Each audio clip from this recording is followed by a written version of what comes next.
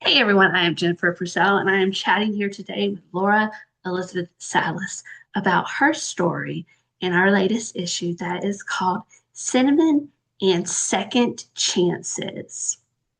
Laura's writing career began at a young age when she would rewrite the ending of many of her favorite stories, mostly in her mind, but occasionally also on paper. Born and raised in Venezuela, she shares aspects of her language and culture during the day as a Spanish teacher and at night as a writer. An inspirational author, Laura aims to craft clean stories that bring hope in today's world. Laura's short novel, Trust Again, was a finalist for the Maggie Award in the pre published inspirational romance category. Her short stories have appeared in several publications, including Refresh Bible Study and the anthologies When Life Gives You Lemons, Romancing the Holidays Volume 2, and Romancing the Tropics. All right, Laura, let's hop into my favorite question. What was the inspiration behind your story? Thank you for the introduction, Jennifer. So, definitely, my biggest inspiration was Hope Wilburn, always talking in the Spark Conference when she teaches us how to do flash fiction. She always says to try a new genre with a flash fiction. So, I've been writing. Um, Contemporary romance, and I really, really want to learn to write um, romantic suspense. So I said, why not? 1,000 words. Let me try a romantic suspense story with this edition. So that's what I did. And then the town of Animesa is a fictional town and it's part of my work in progress right now. And my work in progress is actually a contemporary romance. It's not romantic suspense. But I wanted to use the same town to use this as a introduction, maybe a little bit to my story, and then I wanted to reverse the traditional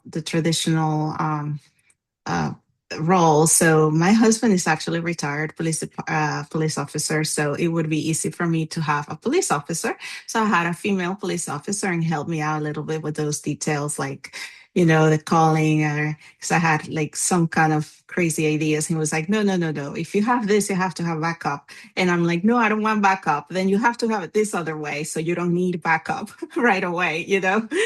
um, so he helped me out with that, and I wanted something sweet, so I made him a hero. I'm sorry, I made my hero a baker. And honestly, I don't eat cinnamon rolls, but they do look delicious on pictures, and I do love the smell of cinnamon. So that I felt that was a good treat to add to the story. Oh my gosh, I love that. And I love that you had a husband who was willing to let you ask him about those details because sometimes this can really trip readers up when we don't even mean for it to. We're just writing a lovely story and they're like, no, no, that wouldn't work. So you mentioned that you typically write contemporary romance and you wanted to try romance suspense. So I'm curious because sometimes we love to read one subgenre of romance, but we write a completely different one. So what is your favorite subgenre? Um, I do like a lot of romantic suspense, so I read a lot of Lynette Eason. Oh And yeah. I read a lot of love inspired suspense. Yes, but I also do read quite a few, my share of contemporary romance. Small Town usually is my favorite. Yeah. Well, tell us, let's talk books for a second. I'm always open to talking about books. So tell me some really good books that you've read recently that you would recommend to anyone who would be willing to listen to you gab about them for a while. I love the Tumbleweed series by Love Inspired. I love that whole concept of having different good authors because I like all of them. And then, Tina Radcliffe and Mindy Owenhouse and Jill. I can never say her name. Hemmerer. But I do love that whole entire series, the Tumbleweed, Love Inspired. It's one of my favorites. I have to say, Love Inspired Suspense is really good at those multi-author series. I remember reading one, and I planned on just reading the one book, but I was hooked, and I had to go read all of the other ones. So now that we've been talking about romance, I want to hear what your favorite romance trope is, because this one was obviously like a second chance romance. You got that small town in there. So what is your favorite trope? Exactly what you said. I love the small town feel. I've always lived in cities. So the first time that I wrote about a small town, I did have to go and research. I went to my friend's house and she invited me over in a small town in Georgia, and she gave me a tour of the little town and she told me how life is over there. So that was really helpful. Um, and I realized recently that I love second chance romance because I keep writing second chance romance. So I think that's my thing. I didn't realize it before, but I came to that realization that I do like that second chance romance trope, reading it and writing it. Do you think it's because you already have something to work with because they knew each other before, or is it more of like kind of the redemption and the rebuilding aspect of the stories? I think it's a redemption and rebuilding because I like that idea of we make a lot of mistakes. We are human after all, and we go through process of maturing. And sometimes we do things that we regret. And then years later, you realize how you could have done things better, how um and you strive to be better, right? And as Christians, we do that too. We strive to be better, to be more like Jesus every day, right? And so I feel that these stories give me that opportunity to show that character more grown, more mature, making different choices and thinking about how they could have done it better and trying not to beat themselves up, but trying to be better. So I think that's my thing. I really like it. I love that. All right, now let's pivot to writing for just a second. What is the best piece of writing advice that you've ever received? So my advice that I've gotten has been it's been to use critique partners, but also to be careful with critique partners. Mhm. So it's use in both pieces of advice have been correct. Yes, I've had very good critique partners that catch things that are ambiguous, and the thing is, English is not my first language, so I am a little sometimes I'm insecure, like, oh, does this make sense? But they help me out with that, or they see something that, wait, that's confusing, um, and that helps a lot. Um, but I also have to be careful because, for example, there's some critic partners that don't read romance, and I have stopped sending to that group because there's a lot of people that don't read romance. So they would be like, why would he do that, or why would she say that, or no, that's not plausible, or and there are things that are actually most of the romantic genre, or if they don't understand story structure, or if they're new at this. So they might be giving me an advice that's not, So it's a thing that you really have to be careful and kind of trust yourself a Mhm. bit, but also the critique partner can be good at seeing things that you don't see. I think that's a balance that you have to accomplish as a writer. Yeah, I have to agree because even as like say me being a Southerner, sometimes I'll write a sentence with like a common Southern phrase that I think absolutely nothing about. And then someone from up north is like, what? And they don't understand it. And I didn't realize that it was a very like regional thing. And I'm like, oh my goodness, if a reader's not from the South, they're not going to understand what I'm saying. I didn't even realize calling a grocery cart a buggy but could potentially be an issue until someone called me out on it. And I was like, oh no. So I do agree. Yeah, that's a very good point about how they give you a different perspective. I like that. But speaking of perspectives, I want to talk this for a second because you mentioned that you were born and raised in Venezuela. And when you were doing your takeover, you mentioned that that kind of influences some of your stories. So tell us a little bit more about that. Sure. So I like to have either a hero or a heroine that is Hispanic. I don't necessarily say Venezuelan. I am Venezuelan, but I think that we have so much in our culture. There are 21 countries where Spanish is spoken, and we all have our different specific cultural aspects and foods. And I like to showcase that. And so I try to have one of the main characters be Hispanic so that I can show off some of the culture, the food, the traditions. Like, for example, my magnet, Love on Calle Ocho, my magnet story for my newsletter, it's all based on the Three Kings Day celebration, which as Americans, we do Christmas, right? But in many Spanish-speaking countries, they do Three Kings Day, January 6th. In fact, school does not start until after January 6th from the Christmas break because January 6th is a big deal. It's Three Kings Day.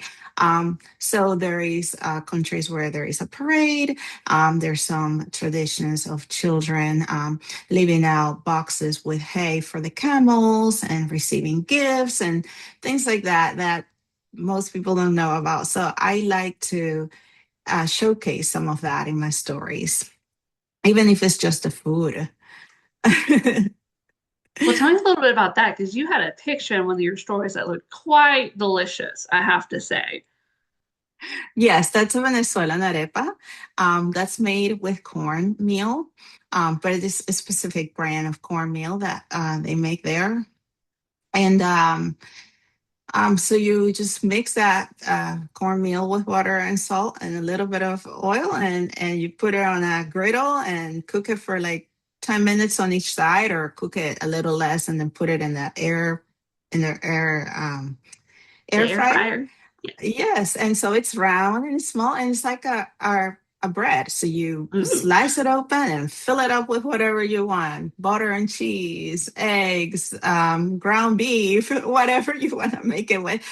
So I don't know if you know, but in Spanish-speaking countries, in many Spanish-speaking countries, dinner is a light meal and lunch is a bigger meal. So this arepa can be eaten in Venezuela as breakfast or as dinner. oh, okay. Sounds yummy. All right. Yeah. Well, you mentioned your reader magnet. So tell us a little bit about what that reader magnet is about. So that's I have two. So the one I was talking about was Love on Calle Ocho, and that one is a short story, and it's so about 8,000 words. So that one is the one that takes place in Miami during Three Kings Day. So there's a parade involved, and some of the traditions. And then I have one that's called oh, I can not remember. It has to do with yachting. Okay, I'll remember. Love tides. I can believe I can remember the name of my own magnet, but it has to do with love and tides. So it's a yachting one. Again, short story about 8,000 words, and it takes place in the Bahamas. They're yachting, but the heroine is Hispanic, so there's a little bit of that there too. Ooh, that's all good. So now you've obviously are very good at writing short stories because you've had them put in anthologies and then, flash fiction, which is a very difficult form of short story. We published some of yours. So I'm curious because I was surprised when I first started writing. What do you find most difficult, writing a full-length novel or writing a short story? I I think it depends because definitely writing flash fiction is a whole other Hmm. thing than writing an actual short story. To me, writing a short story was easier because I didn't have that many words to deal with, right? So I can do Hmm. a beginning, middle, and end quite easily, in a way that I can think of the story and put it in, and I just have to fill it up, right, with dialogue and action. Um, a novel, that's a monster. So I've been working, I finished one and I've been working on another one. And it takes, not only does it take a lot more time, but it's all the layering that you have to do and all the things that you Mhm, have to be careful with, because if you're establishing something and then by the end that's forgotten, you have to add it somewhere or take it off. Like it's really a big project with many moving parts. That's how I feel. mhm, Like many moving parts.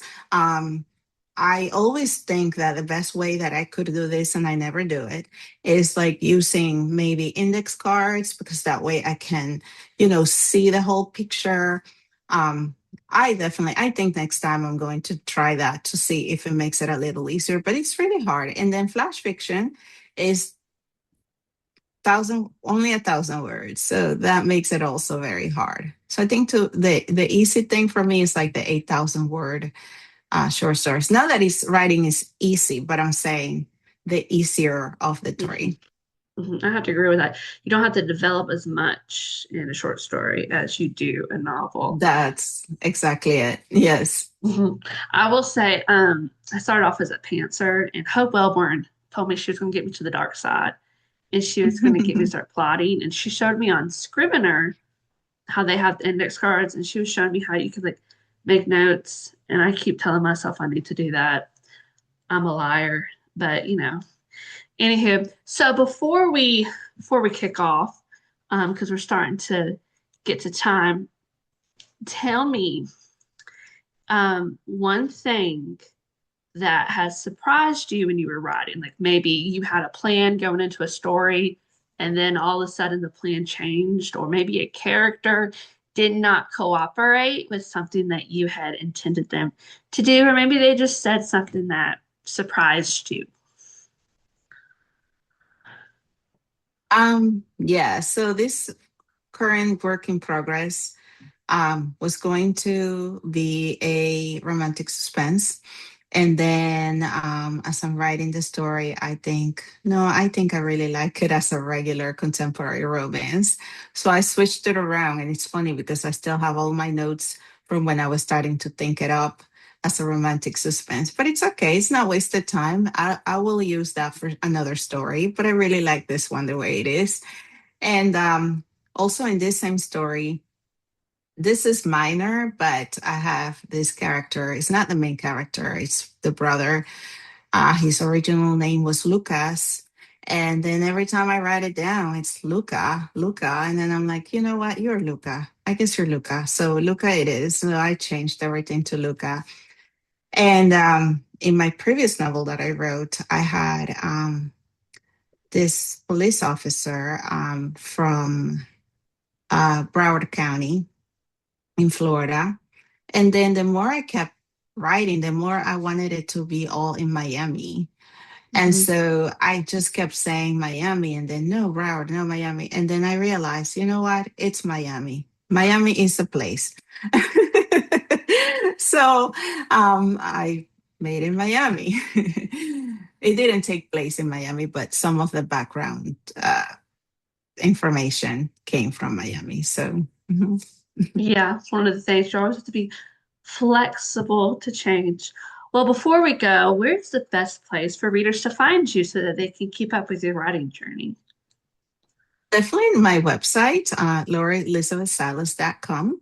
And there is a tab for free short story, and that's to sign up for the newsletter. And in the newsletter, you can find out what I'm doing, and not only writing wise, but sometimes when I do fun stuff, I actually put pictures on it. Like last week, I went to the rodeo with my husband, so I'll be posting Ooh. some pictures in my next newsletter. And sometimes I put recipes, but not often. Um, and sometimes I put devotionals, but not often either because you have to write them out. It's one more writing thing to do.